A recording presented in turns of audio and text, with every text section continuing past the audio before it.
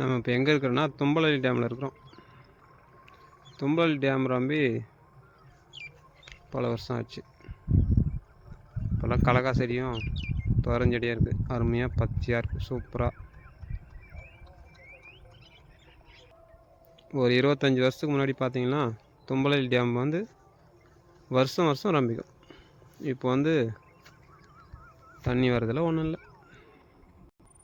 சோளம் வந்து அதிகமாக மழை பெஞ்சதுனால நிறைய சரியாக முளைக்காமல் போச்சு.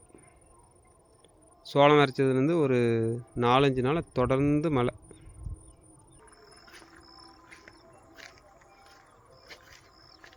எங்கே தான் கொஞ்சம் தண்ணி இருக்குது.